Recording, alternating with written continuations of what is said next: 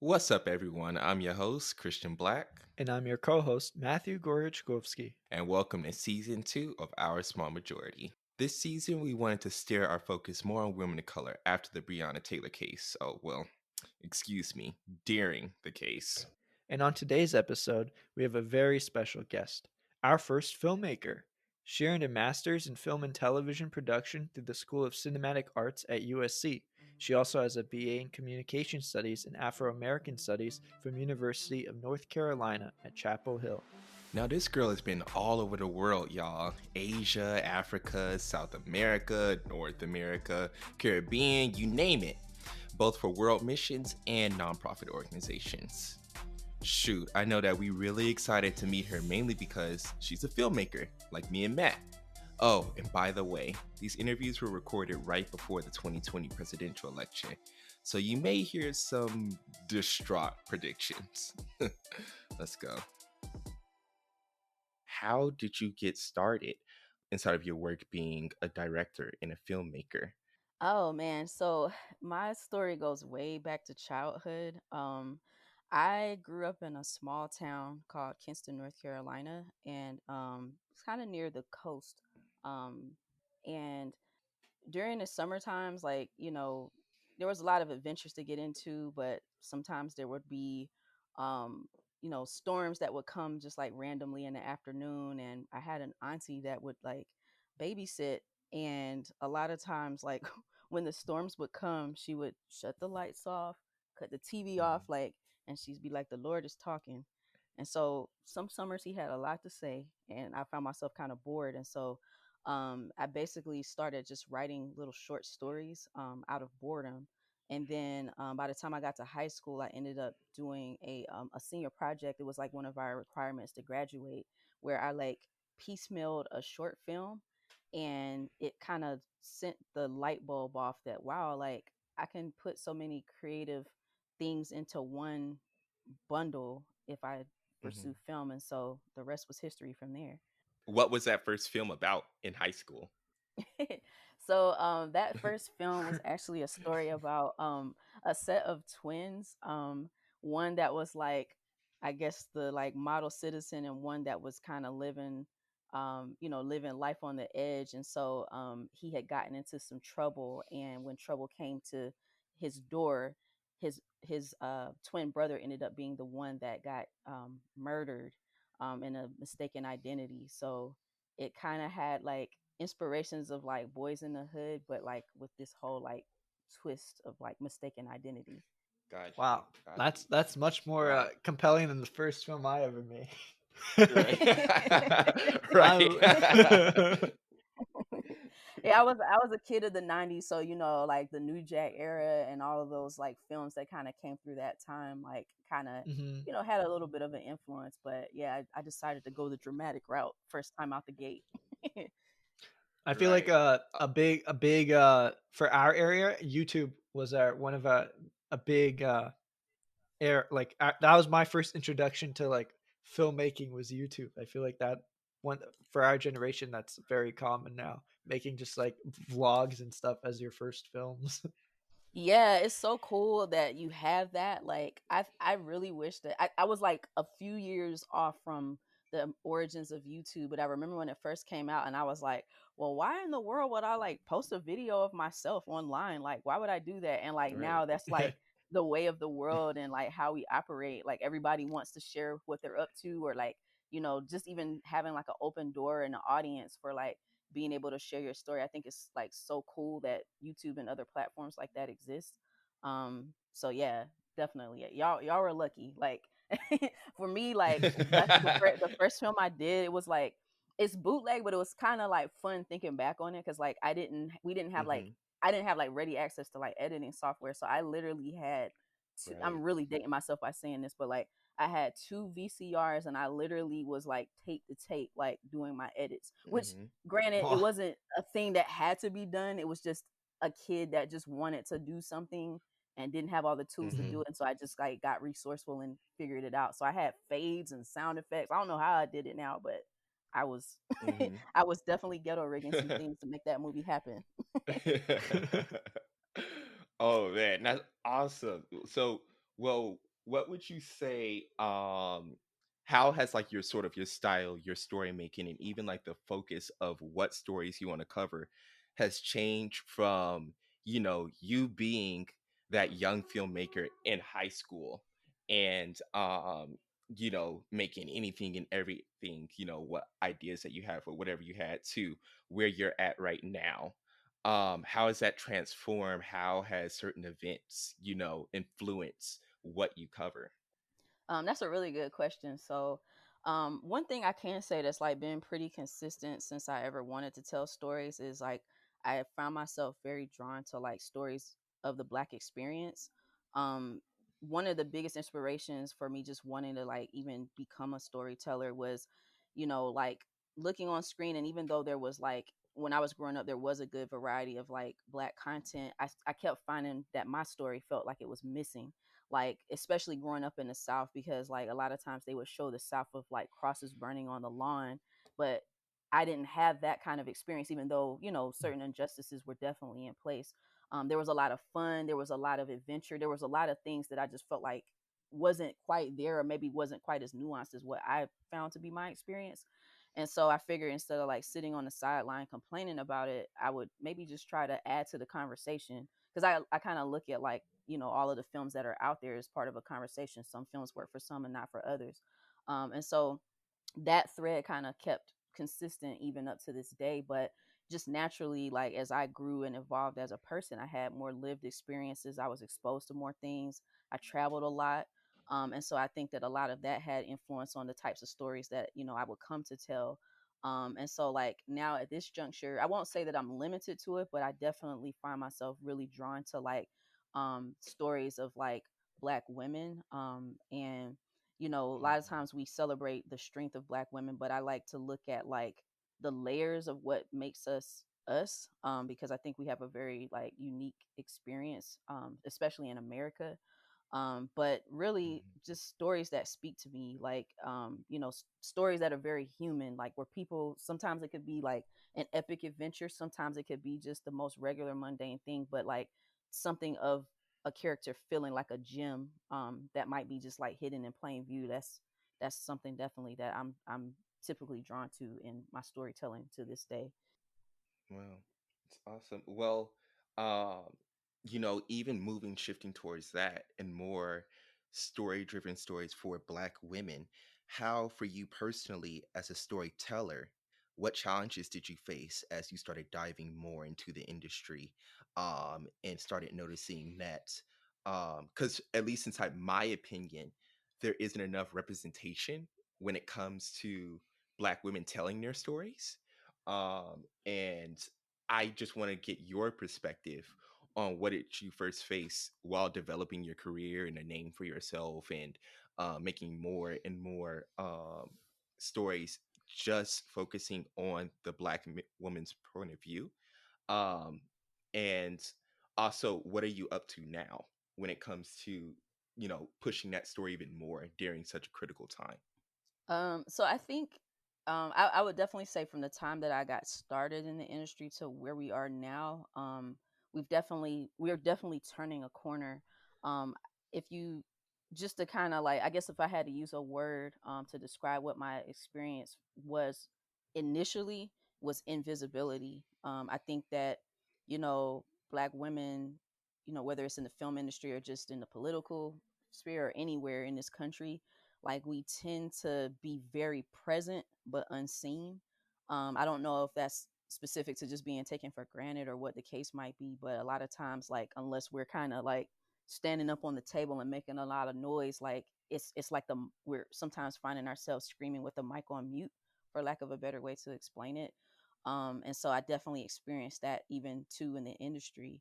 Um, but now it's been interesting because I will say probably inside of the last like 8 or so years at least, like there's been more attention given to Black women leading stories, both in front of camera and behind the scenes, with filmmakers like Ava DuVernay or Dee Reese, or writers like Misha Green. And so like, and speaking of Misha Green too, like Lovecraft Country, I know that's been like a hot button project here over Hmm. the last couple months as the show has been airing.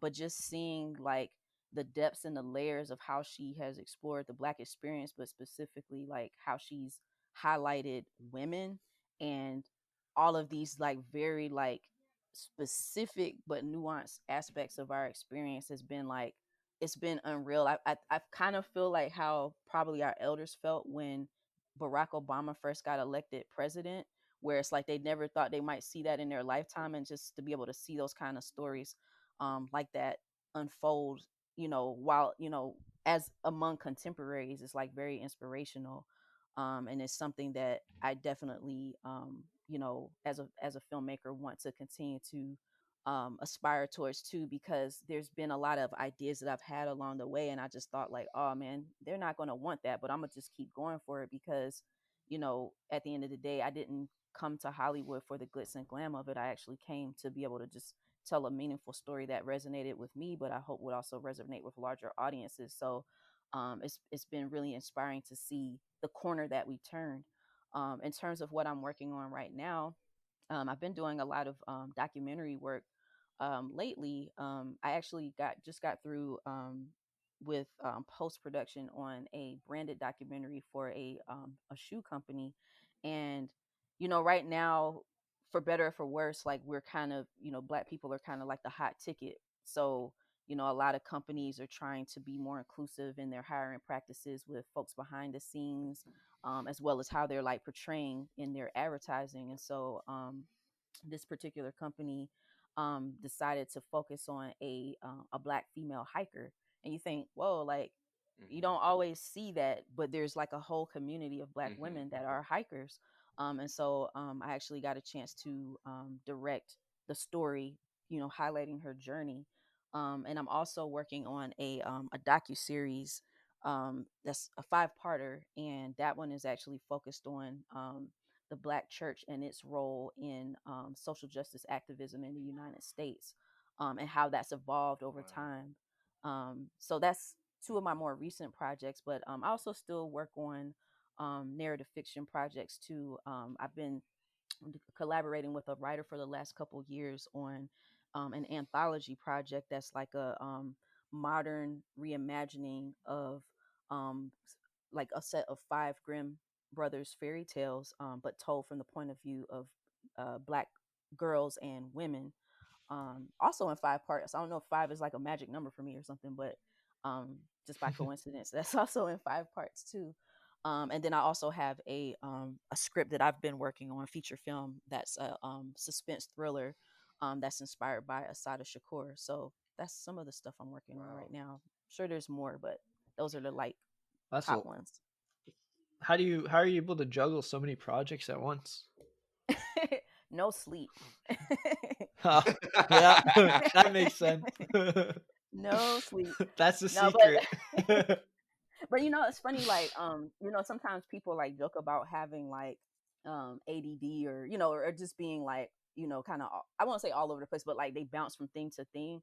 But I think sometimes having a mind like that can be advantageous, because like I tend to like to keep busy, of course, but like I might be in post production on one thing and pre-production on something else and production on something else. So like having that like Hmm. rotation like that, it just keeps my mind going, because I don't do well with just idle hands. So your docu series, we were watching the trailer. It was for reclaiming our collective strength. Yes. And we were wondering what gave you the idea to look into the Black church during these times. So With the protesting and everything going on today.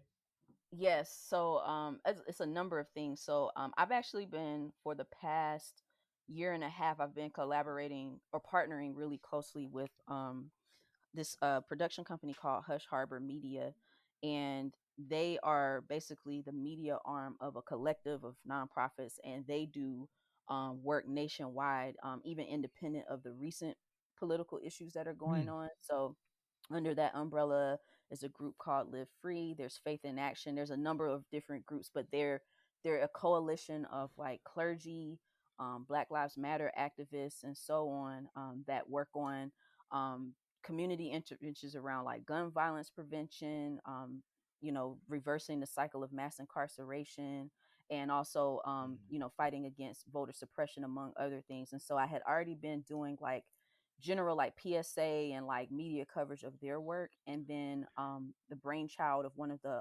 founders was to really like have a docuseries that captured the work that they're doing collectively in order to like Mm-hmm. inspire, hopefully inspire viewers, whether they're of the faith community or not, to really exercise their civic voice. And so from there, we've basically taken about 10 years worth of footage that they've had, and peppered in a lot of the current events that we're dealing with now to really shape and tell that story. um, Mm-hmm. and here we are. Oh. So, well, what would you say is like the most interesting thing that you've learned while like in the middle of producing this docuseries or just doing research or whatever? Because it really hit me after seeing that trailer for it. Because I'm actually a PK, I'm a pastor's kid. So both my mother and my father, they have a church out in Gardena. And it just never occurred to me the role of the Black church throughout Black history.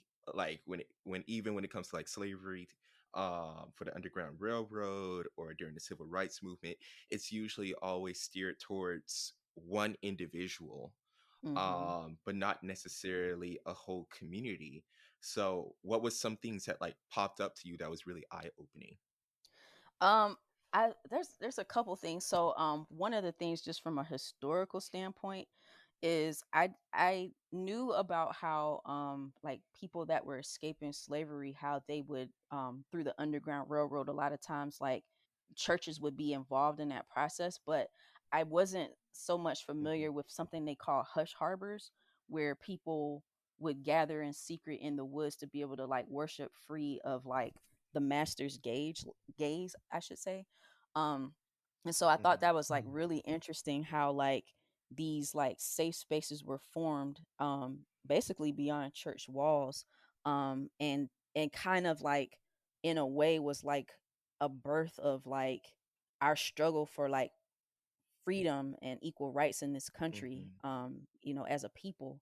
And then to like see how it has carried through to today, where now like, with COVID-19, the doors of churches were forced closed because, of trying to prevent the spread of the virus, so that, churches had to really revisit this idea of how to like Mm-hmm. still maintain the gathering and the closeness of the church when, we didn't have a building to gather in.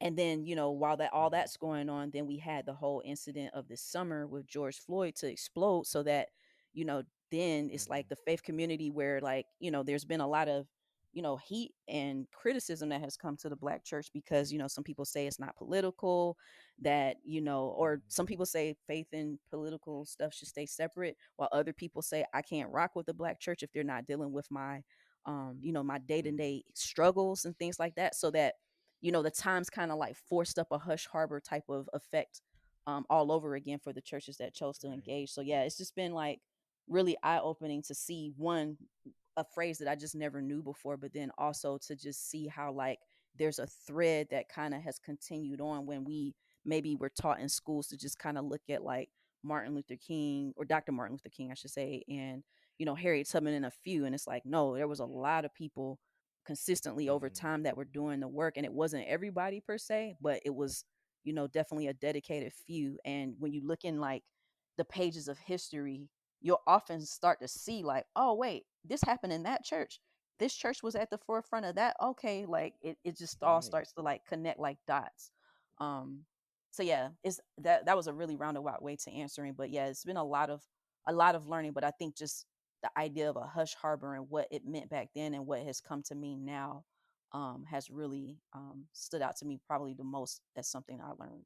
Right. Right.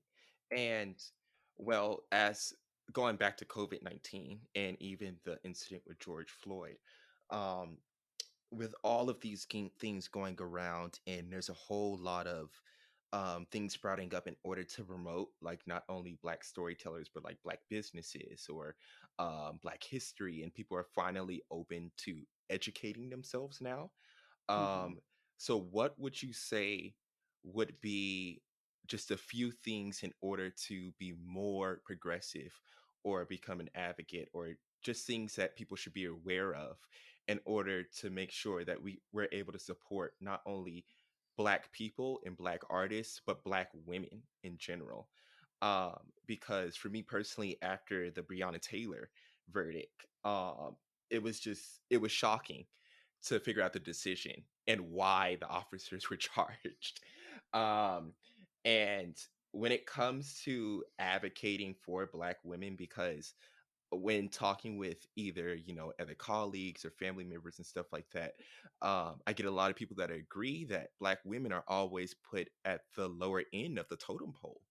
Hmm. um, and really people are now open to um, trying to voice black women's not only opinions more but how to help more. So as someone inside of your position, what do you think, a piece of advice, if you could, to the whole world? So that's a really powerful question. And I would have to say, like, as a black woman myself, and also having observed like so many black women that I consider my heroes, I would say probably one of the best things that people collectively can do is to listen to black women. Like, I think, like I said earlier, sometimes it can feel like we're screaming with a mic on mute. And literally, I think if people just like tuned in their ears to listen, like we're telling the truth, like more times than not. Like, so I think just something as simple as just listening, that listening is an acknowledgement that, number one, we exist, and that, hopefully with that listening there comes to be some level of understanding. um you know we are wired, just based on our experience in this country, to stand tall, to like, fight the good fight. But, just knowing that we have a community of support around us that doesn't see us as just an object or a trend can go such a long way. And you think, well, I mean, just listening, that's it. But in listening, comes to understanding. And with understanding, there can be action, and meaningful action, because sometimes, like, just even for the black community as a whole, sometimes people can be well intended and try to do things for us or speak for us. And you'd be like, no, no, that's not what we want. That's not what we said, and, that kind of thing can happen sometimes when, a person thinks that they get you, but they don't take the time to actually hear and understand you. And so I think, yeah, for black women, especially at this juncture and going forward, so that we don't lose momentum in the progress that's being made right now, I think listening to with black women with the purpose of understanding and ultimately, going into action on behalf of black women is the way to go. Mm-hmm. Yeah, I definitely agree when it comes to that. So when it comes to because it just it's always shocking because it was a quick decision when it came to George Floyd and the thing that happened to him. And even though it still shouldn't have took that long in order to make sure that some form of justice happened, it took almost twice as long for Breonna Taylor. And in your opinion, why do you think, this over exaggeration or like this sort of attitude for black women has been put set into place? Um, like one example I always hear about is how black women are never taken seriously inside the medical field. And if a black woman is coming in pain, then their conditions or what they're reporting is always taken with a grain of salt. So what would you say is sort of the root of that? I I think there's a lot of layers to why that happens. For In the case of George Floyd, we know that, a lot of the swift backlash that came was on account of the fact that there was video footage to support what happened. Mm-hmm. Where with Breonna Mm-hmm. Taylor, and it's unfortunate. It really frustrates me that in this country people don't like to take our word for it. Like, when we say terrible things are happening, it seems to be a question until you see the terrible thing Mm-hmm. happen, and then the tape has to be on loop to keep people believing it until they get bored and go on to something else. And so unfortunately with Breonna Taylor, she didn't have that footage. But then you think, okay, well, okay, if there's footage, then we'll be fine, right? But then fast forward to what, and I know this is controversial, but what happened to Megan the Stallion, where there actually was footage of her stepping down on the Mm-hmm. ground with bloody footsteps, and yet, people Mm-hmm. decided to like make all types of like hateful memes to make fun of her, to say, what did she do? Like, all of these things where people tend to not have any form of compassion or see the humanity in this black woman or a lot of other black women that have been through like really horrible abusive situations. And so when it comes to the medical field, even I have secondhand experience with that myself. I have a younger sister that is special needs, and she had a very easily treatable issue, her gallbladder, which is kind of like she had basically gallbladder issues.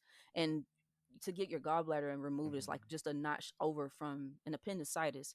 And basically they were like, well, get ready to say your goodbyes because there's nothing we can do. And my mom had to like beg Wow. and plead with them for them to do something for her. And it fell on a lot of deaf ears until like one doctor just kind of had an ounce of a heart because my mom wouldn't let up.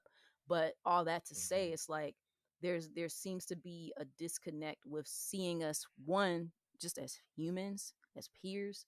Mm-hmm. But then also like when we say we hurt, it's almost again like the mic is on mute, and our words aren't being heard or being taken seriously. And so that can be a constant frustration, to live that experience, because if we are stoic, then we're celebrated for being strong, but again, no one then hears our pain. But then when we speak out and we speak with force because the urgency is that high, then we're told that we have a nasty attitude and that we're difficult and all of these other things. And so it becomes a loop of no win, in that regard. And Mm-hmm. so that's just something that I wish that society would think better of, because we're mothers, we're sisters, we're daughters, we're friends, we're all of these different things.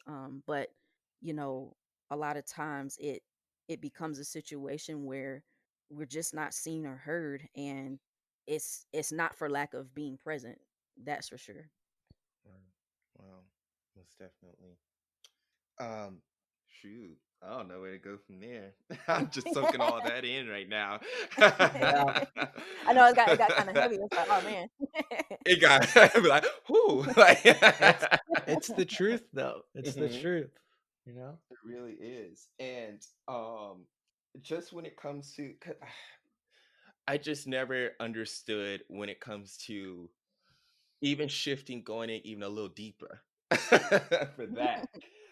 Um, what now? Another question for you. What would you say to black men in supporting their sisters when it comes to injustices and things like that? Because you hear all of the time, not only do black women have to face, the onset or the injustices or the pressures of the outside, but even their own, even black men, the men that they raised, or the men that's supposed to be your brother, or the one that's supposed to protect you. Um, what's your I opinion would on say, that? well, one of the it's okay, so it's definitely frustrating when I've encountered Mhm, that. I would One of the biggest challenges I would put forward for black men, and I know that some black men have already risen to this challenge, is to see black women as their peers and not their prop. A lot of mhm, times when we speak to our unique struggles, because we have a intersectional struggle where it's like our race is an issue, but also our gender. And then it's not like you can put either in a silo. It's like the two experiences of that meeting creates a unique lens and a unique journey for us. And so sometimes when we try to speak to that, it's some black men might be like, no, no, no, like let's focus on race right now. Like, we'll get mhm, to that later. But it's like we don't get to flip the switch and say we're not right, women anymore. right. And so yeah, I think, just regarding us as peers, and when I say and not as props, that's not to sound catchy, but a lot of times, like, I've seen situations where, black men demand our support, but then the support is not reciprocated. It's like, it's clear, as black people in this country, we're all going through it. Like, it's safe to say we're all going through it. We do not have to start arguing about who has it worse. It just, being black is great, but the things that we're put up against suck. So we can just all agree on that and stop with the whole who has it worse thing. But sometimes we've I've seen it. I've had it happen where, like, we kind of devolve into these discussions around, like, you know, who has it worse, or like why we need to focus on race over gender. And at the end of the day, it's like, we, just as much as we as women support our men, or should support our men, we also need that covering and protection from black men. And just know that, like, in this relentless oppression and things that we face, that, like, we have to be each other's allies. Not even allies, it goes stronger than that. We Hmm. need to bond to each other, like, in a way that's unbreakable, because the world means us no good. So, like, the last thing we need to do then is to be, like, turning on each other and infighting, or hurting those that are closest to us, because we have nowhere to let off that steam you know Right, right.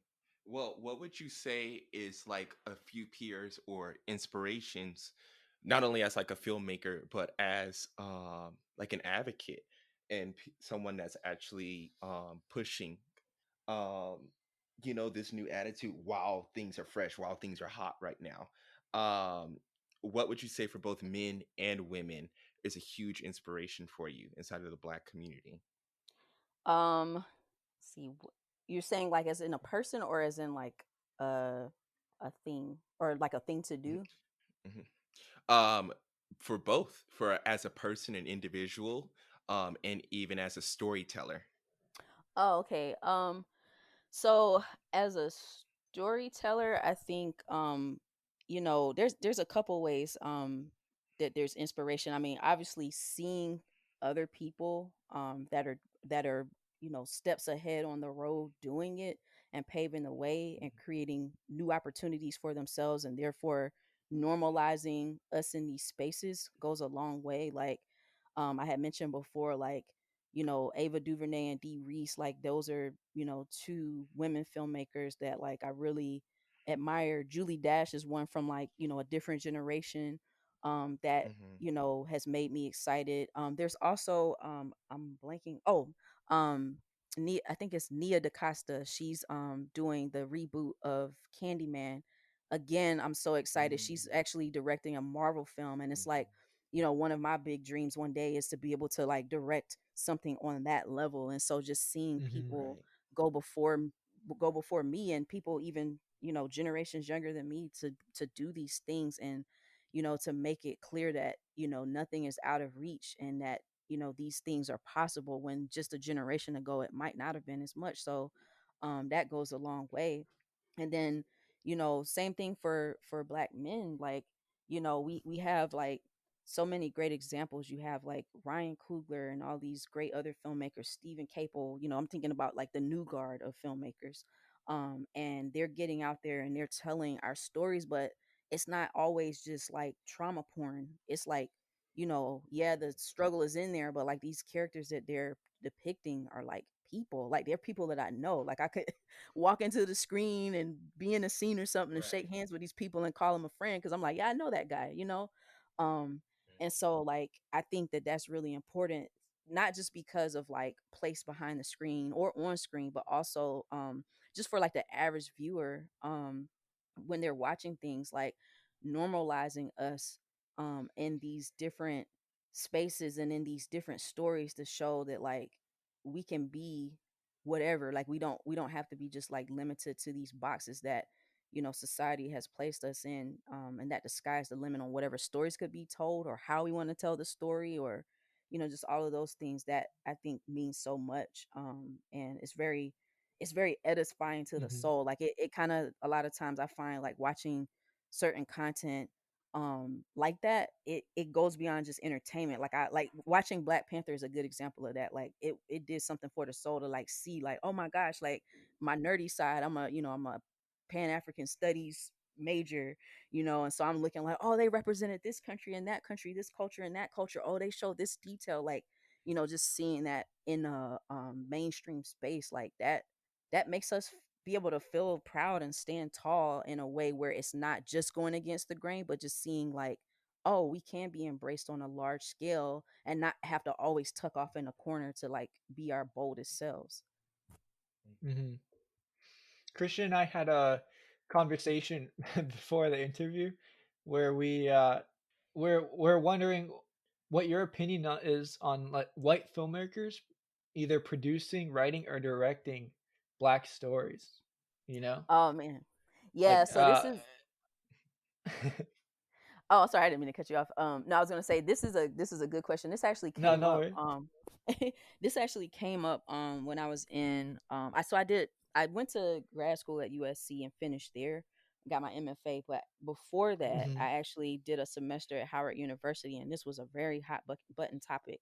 I had a professor that was like Mm-hmm. going hard on Steven Spielberg for having done The Color Mm-hmm. Purple.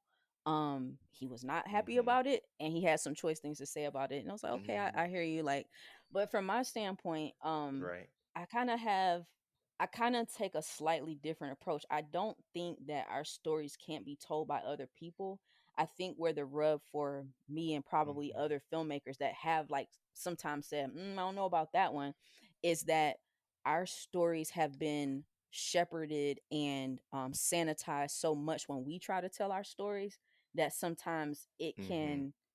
it can leave you with a bad taste in your mouth when you see somebody else go and have the freedom to fully tell your story. So on paper, I don't necessarily mind the idea of a white person telling a black person's story as long as they do it justice, but I think I'll probably appreciate it a lot more the more that black people are able to freely tell their stories, because we get a litany of things we can't do, and things that Right. if we're even able to have a seat at the table in the first place, and so Mm-hmm. I don't think Right. that our stories can't be told by others the same way I don't think I can't tell a white person's story or any other cultures or ethnic group story, but you better do it justice. Like that's for anybody. Like Mm-hmm. even as a black filmmaker, I better tell a black story with justice, or I don't need to touch it either. But I don't think that a white person is incapable of telling a good black story. So it's just a matter of just having respect for the material that you're telling, and just making sure that you're telling some really like solid balanced human stories. I'll get my popcorn and Mm-hmm. pull up. Right. I don't mind. Right. Yeah, because so because Christian and I we were so there's a I was thinking of I just started writing recently, and I was thinking about making a like we're talking about a story of these three Black Panthers who were incarcerated. Uh, they're known as the Angola Three, Hmm. and we were thinking about like what if we wrote like a story about them, right? Like because I'm writing now, so I'm like this would be an amazing project to work on, and writing it as our first like feature and stuff. But a lot of questions came into my mind because I'm like I'm this white guy making like wanting to write the story essentially about black suffering, right? And Hmm. if you're gonna sell it, you're making a profit off of it. So now you'd be making a profit off of black suffering, and that's a Hmm. whole nother issue right there. It's like Mm-hmm. you have to make a living, but at the same time, it kind of uh, muddies your intentions. Mm-hmm.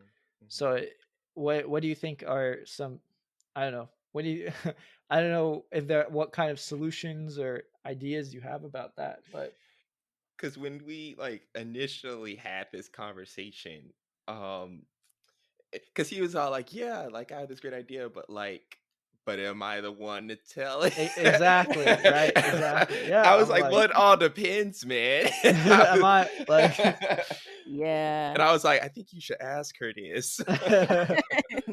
Man, that's a tough one. So um So you were thinking about co-writing it with Christian, or were you thinking to like pin this one on your own? Well, I was gonna do it. Well, I was obviously gonna be working with Christian, but Christian's so busy. He's applying to grad school right now. I don't think Christian. Do you think you have the time? It depends on when you make it, Yeah. but So it's I don't know. I'd have to do a lot. I think I'd be primarily writing it myself for now, and I'd Yeah. have, of course, Christian like reads all my work. Um, so I think at some point Christian would be, but primarily it would just be me for now. I'd be doing a lot of research for months, before ever like actually writing anything. Yeah. And we talked about we're like okay, I have to do the research. I have to actually we actually interviewed one of the people who were working on freeing the Angola 3 during Mhm. that time. He was on the podcast, Wow. Malik Rahim, and so like we definitely will be doing the work Yeah. to actually tell the story and do the research. But we're about like the making a profit off of black suffering. I told Christian like if I was to like sell this story, I'd probably just donate my donate the money I make, because it just doesn't feel right. It's like I want to tell this story and it's not about the money, so just take out the money as a factor. Now Unless, I mean, if you have to pay some bills, but like right. Now that's a interesting. I think that's an interesting that the latter end. I think that's an interesting thought. The idea of like putting the money forward in a way where it's maybe you pay it forward back into the community. But the other thing too is I think it's important to do your due diligence. It sounds like you're already on the road to that. Mhm. But I actually would challenge you on the idea that you're telling a story about black suffering. There definitely, obviously there's a suffering element to it, but I think maybe something in your goal or like the angle that you take on the story could be something where it's not exploitative, because every narrative is going to have a conflict, and especially if you decide to tell a story that involves black people, on some level there might be an element of the struggle or the suffering that's there. But I think if a good example, what's that movie, I think it was called Detroit, the one that Catherine Bigelow did. To me that one felt exploitative, and I love her work usually, but it leaned so much into the suffering and the suffering alone, and I didn't feel like I got to know the characters enough, that it turned me off. And it wasn't because she was a white filmmaker, it was just because it centered the suffering over the people. And so I think if your lens lands just right on centering the people Mhm. over their suffering, you might be onto something, so that you don't have to have like the guilt factor. And I think too, like, involving other, black people in the process, if not as a co-writer, maybe you have a black producer or just other collaborators that are like, that know the subject matter and can, give some sort of like insight and voice. I think there's ways to it. Like, I don't think that and I know other filmmakers might not necessarily agree with me on that, but I don't think our stories are off limits with not just the right intentions, but also the right approach. Because to me, at the end of the day, seeing like compelling stories with our faces on it, like I'm with it. Like, I have no reason to not want to see a great story with us in it. I mean, I want to see a great story, period, but a great story with us in it told by a white person doesn't bother me, as long as you do due diligence. The same way it would bother me if a black person told a story and did not do due diligence. Like, if the story sucks, I'm gonna be mad. So just don't Mhm. make it suck. Right. Just wasting my money. That's time I'll never get back. That's So all I say when I watch something bad. It's like, man, I'll never get hour and a half of my time. exactly. Yeah, I definitely agree with you on that. Like, I sort of, because when we were talking about it, he Matthew did make a great point when it comes to like profiting off of Black suffering. But I said, well, at the same time, somebody has to tell the story too and pave that way, because in not all the fields, and things like that, do Black people have a seat, like you mentioned earlier. So sometimes it takes a white director or storyteller or filmmaker in order to introduce these stories so they can start opening that door for more Black storytellers, or directors or producers or what have you. And it's important to have that consultation of somebody not only of that same race, but also the same background too. Because my perspective of what racism is and things like that, growing up here in California and LA and Inglewood and all that, compared to where my dad is from, Mobile, Alabama, is two different things. Mm-hmm. So you not only have to make sure that you check off that, that color box, if you will, or that, oh, well, I need to make sure that I have, a Black staff or Black writers or people that help, guide me while I'm storytelling, which is important, but also make sure that they have different perspectives too, and the right perspectives, so you can, make sure that the story has justice. Hmm. Mm-hmm. Yeah. Mm-hmm. Yeah, definitely that. And I mean, for anybody Yeah. that since I did bring up Lovecraft Country, for anybody that loves the show, the show was based on source material that was written by a white man. So I rest my case. Mhm. And there you have it. Yeah. Yeah. But yeah, I think that was amazing. I don't have any more questions. Did you have any more questions for her, Matt? No, I mean, I think that was great. we could Dang, talk I about need to. we could talk about how COVID's affected film, but Yeah. Oh I think man. for a lot of the filmmakers listening to this, I think Right. they know Hmm. just how much it's affected all of us. Oh man, it's been Right. unreal. Yeah. Like, yeah, like so I first went back to set back in, ooh, it feels like ancient history now, but it was back in I think it was like late July, and no, it was mid July. But yeah, it was definitely an adjustment. Thankfully it was a smaller shoot, so it was mostly just like a series of interviews with people who Hmm. were coming in and out. But of course, having the PPE on set and lots of hand sanitizer and all that stuff, but mostly having to like unlearn like behaviors, like, because on set, you're used to being in close quarters with people and chumming it up, or like if you're, Right. for my role, like directing, it's like sometimes I might, get in close quarters with a subject or an actor. And so I found myself having to like back myself up like more times than a little bit, to just make sure, one, that I was being safe on set, but also that I wasn't like making anybody else uncomfortable. And then everybody has like different comfortability levels, so there's like lots of awkward moments and stuff like that. But by the second time I was on shooting on location, it was fine. It's still different. They had the whole COVID check, where they ask you the questions and they do the temperature check. Lunches are individually packed, all that kind of stuff. But I think overall, just being so happy just to be around people again, minus a screen, Hmm. probably was like the trade-off, like, oh my gosh, like actual humans in person, this is great. That made it great. But yeah, I'm curious to see like how our industry is going to evolve because of this, because I think that we were kind of at a crossroads in a lot of ways already, and then COVID kind of like sped some things up. But Hmm. I don't know that I'm not sure if this is our normal, but I definitely know that we're not going to go back to normal as we knew it. It just Right. feels like we're in for Right. like a new a new experience. The only thing I hope will come back, and right now that's feeling a little shaky, is like the movie theaters. Like, I know some people are like, oh, Oh now yeah. you can just stream. I know Disney was like, Right. doing their whole on demand thing for $30 for Mulan, and a couple other studios were doing stuff like that. But I do miss like gathering together with other people. And I wish I could say that it was because of the big screen and the great surround sound, because that's what filmmakers are supposed to say, but it's really because of the Hmm. popcorn. And so I miss that.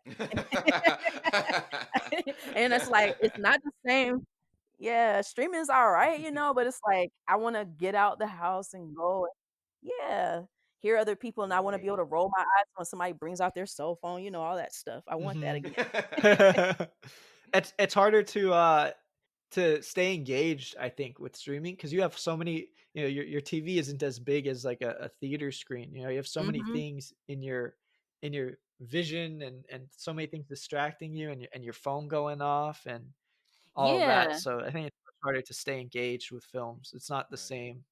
You're so right about that. Like I know sometimes I'll find myself like mindlessly scrolling and it's like I'm not even looking at anything. Like why am I doing this? But it's just because like you said, like it's so easy to get distracted or you can hit pause and I'm like something about being in the movie theaters, like okay, I just spent like $100 on this nonsense. So now I got to sit here and make sure I watch every moment to make my money's worth out of this moment. Hmm.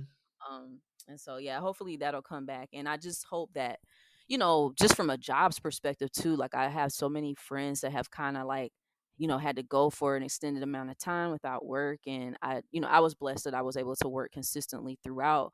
But it's just been hard. And, I just hope for the sake of so many people that like some form of normal that we can sustain will return so we Right. can get on with it and keep making cool stuff.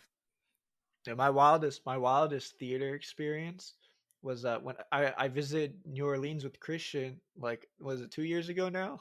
A It's just year. about 2 years ago. I feel like it And was yesterday. we went to watch Us when it first came out. Oh And yeah. so we go to this theater, and there are like waiters and waitresses coming along, and you could order food, and I'm like, oh, this is cool. I've never experienced this before. And then the movie comes on, and there people you could still order while. And so what they do is they walk in front of you to hand you the food, and they walk in front of all these other Oh people no. to hand to they like during the whole movie. So I'm sitting there watching Us, this horror film, and I'm just laughing. I just can't stop laughing. I just for fun I started ordering stuff. Like I was ordering like drinks and stuff, and I just couldn't stop laughing because you just see people like with like these red dots walking around handing people food throughout the entire film. And I was like, Oh what is this? no. This is so neat, like this is so different than what I'm used to. Yeah, because I know like for the eating theaters I've been to, like they'll be like you got to order your food like at the time, like basically when the previews are still coming on, so they can Yeah, hurry up and get the Right. stuff out before the not movie this gets one. on. Oh, that is funny. I would have They been did so not annoyed. care. Do you I mind? would have. I couldn't stop laughing. I would have told them, no, you're gonna have to go inside the row behind me and then come all the way around. Exactly. That is crazy. But I mean, shoot, now I would what I would give for them to be walking in front of me now in a big theater. Right. Right. Yeah. But hopefully, I mean, I do see signs of hope because like I think was it City Walk, they were supposed to open, and I know they have a movie theater, so I'm like maybe they're just gonna have like reduced capacity in some of these places. Mhm. I was probably like one of the few people that didn't catch on to the whole like drive through experience, but that's still on my list of things I want to Right. check out because that's like I feel like that's like a very California thing, and I just haven't had a chance to do that yet. Right. Yeah, yeah. I went to in LA. In LA, they do it in downtown, and we went to watch. We went to Get Out, the other film, Yeah. Oh and yeah. people would honk instead of like cheering and screaming or whatever. People would just honk on their cars throughout the entire like anytime like something happened or they got spooked. People would just start honking and honking, and I was like, Oh man. it's Oh, that it's was a fun. cool I vehicle definitely too. recommend it. Oh Yeah, I man. I definitely recommend it. Oh yeah. I'll definitely check that out. Well, thank you so much for joining us, Lori. Thanks so much for having me. Definitely love what you guys are doing, and I'll be sure to spread the word. And if you're ever looking for more female filmmakers, I know some dope TV directors and all kinds of producers and really Awesome. Yeah, talented we'd women love that to. are rocking it.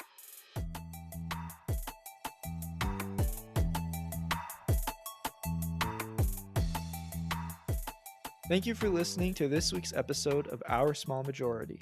Don't forget to check out Lori's new video, Time to Be Limitless, for Hoka11 on YouTube. We'll link it in the description below. You can also find more of her work at hiddengemstories.com. That's right. And next week, we're releasing the very first episode of Little White Lies, a series of satirical newscasts and sketches that exposes common misconceptions, untold truths, and oversights in American history that originated from Black roots. Hosted by none other than yours truly and Petty LaBelle. And don't forget to follow us on iTunes or any platform you're listening to on right now so you can get instant updates whenever we upload a new episode. You can now also leave us a voice message where you ask us any questions you may have or any comments about the show for a chance to get a response in a future episode. All you have to do is check the description of this episode, click the link, and you're on your way. Lastly, we have a new website we're very proud of. Check it out at oursmallmajority.com. Thanks for listening, and we'll see you next time. See you next time.